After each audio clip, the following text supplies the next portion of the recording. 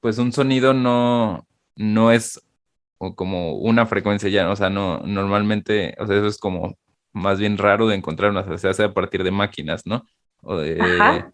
que tenemos una frecuencia pura. En realidad, los sonidos, o sea, se componen de, no sé, son como muchos sonidos como juntos, no sé. Ajá, exacto. Suenan al mismo tiempo. El que los junta es el cerebro. ¿Mm? Ah, ok, interesante. Entonces Sí, sí. sí, sí. Ajá. Entonces, podemos hablar de los armónicos, que es, Ah, claro. sobre todo en la música, porque, digamos, sucede en todos los sonidos, ¿no? Pero Ujú. no siempre, como ya comentaste, no siempre están ordenados matemáticamente, no sé, de manera uniforme o así. Ajá. A veces son como más caóticos, pero a lo que le llamamos armónicos, que se usa mucho en la música, o sea, que incluso, Sí. o sea, no sé, como que, bueno, yo desde los 13 años ya era como, sí, mira, este armónico en la guitarra, ni siquiera sabía como a qué se refería, pero pues yo conocía el efecto de hacer un armónico, ¿no? Ajá. Entonces, o sea, ¿qué onda con los armónicos? ¿Qué sucede ahí? ¿Qué huele con los Sí, ¿Qué armónicos? hubo? Ajá. exacto.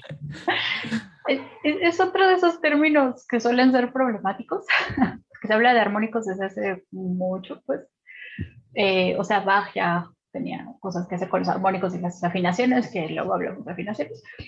Pero en acústica, de nuevo, usamos definiciones un poco más exactas que no necesariamente coinciden con las musicales, ¿no?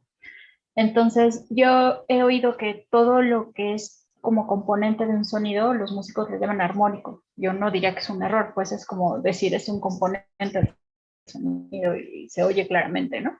En algunos instrumentos. Pero en acústica hacemos una distinción entre los sonidos, les llamamos de la columna de armónicos o la serie de armónicos, incluso la serie de armónicos naturales, ¿no?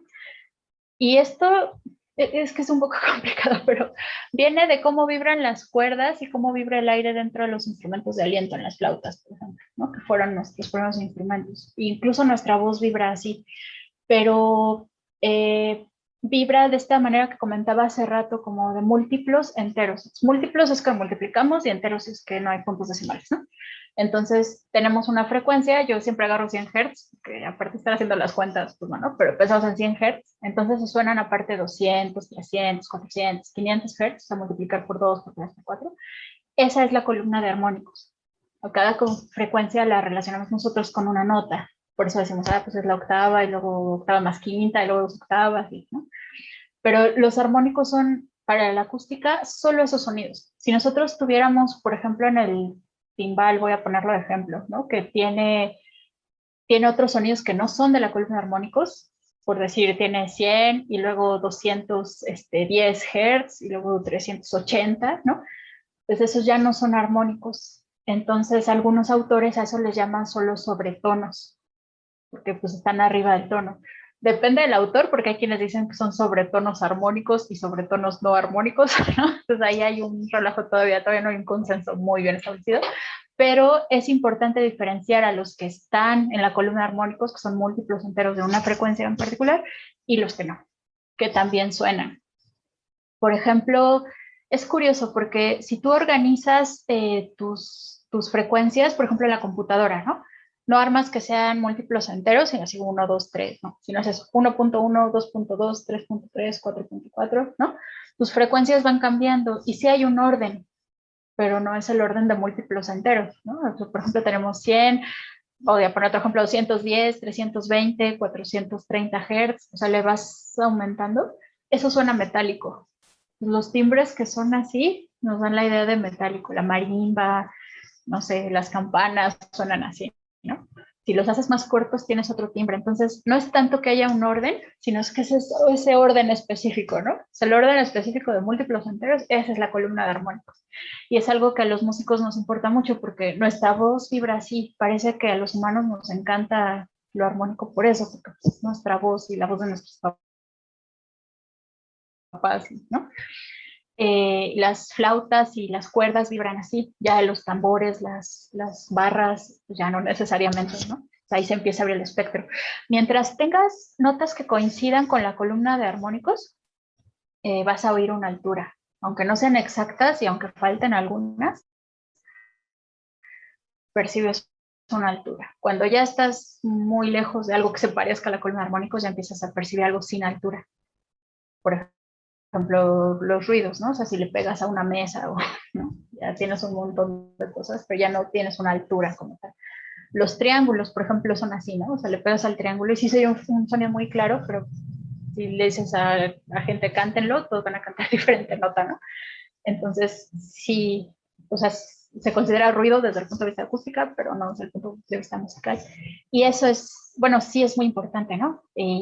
Yo había visto que mucha de la teoría sobre, o sea, sobre cómo funciona el sonido se basa mucho en armónicos, ¿no? Pero pues no, o sea, sí hay mucho más espectro, nada más que esa relación de armónicos pues sí es muy especial para nosotros.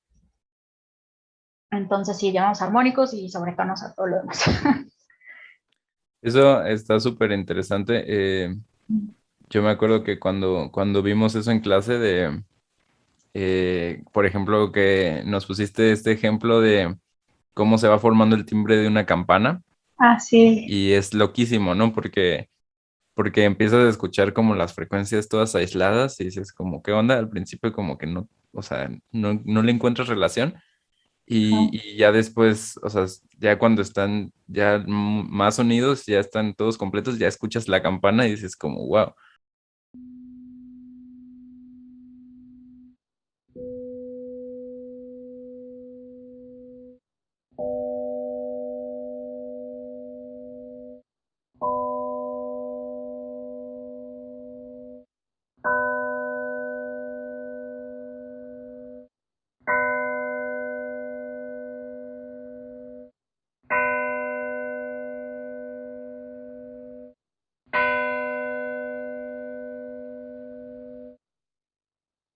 O sea, justo ahí es cuando puedes ver este fenómeno de cómo un montón de sonidos se juntan para crear un timbre, ¿no?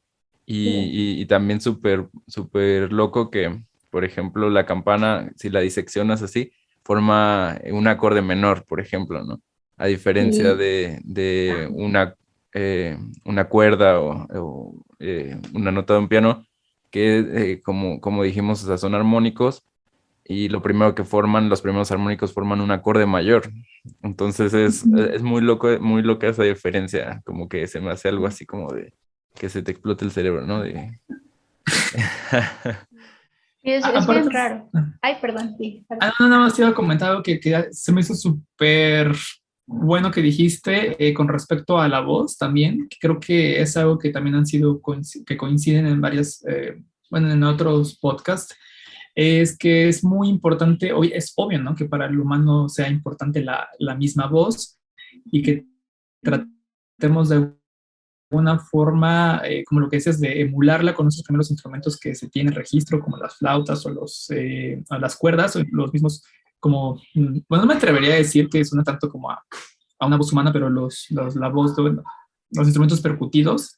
Ah, Y me parece interesante que coincidamos de alguna forma toda la humanidad, bueno, al menos con esto, ¿no? En algún momento ahí me preguntaba de que si había alguna forma como de, de homogeneizar toda la música, ¿no? Con los instrumentos y todo esto. Son distintas latitudes culturales, ¿no? Y yo les comentaba, pues yo creo que solamente con lo que todos coinciden, o sea, nuestra invitada de neurociencia y tú, me parece sumamente importante ese aspecto, ¿no? Y sobre todo que la voz, como lo vimos en tu clase, que todavía lo tengo muy grabado, es muy complicada, o sea, la forma en cómo todas las complejidades de nuestra voz, con lo que hablábamos de las formantes y de que cómo emular la voz electrónicamente es muy complicado, ¿no? Todavía, o sea, empezamos como emulando pues un clarinete o todas estas bibliotecas de sonido, por más buena biblioteca que tengas, por más cara que biblioteca que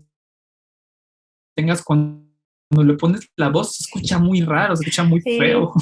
Sí, pues bueno, me acuerdo que así como parte de, como de la línea o el hilo conductor de la clase era llegar a síntesis de sonido y justo hablar de todo eso, ¿no? Necesitamos entender cómo funcionan las cosas para luego a ver cómo le hacemos exactamente lo mismo, pero cómo hacemos para que suene más o menos igual, y luego cómo hacemos cosas imposibles, ¿no? O sea, por ejemplo, estas cosas de, creo que le dicen convolución, ¿no? Que dices, quiero el sonido así de un plato estrellándose, pero combinado con un violín o con el sonido de una ballena, ¿no?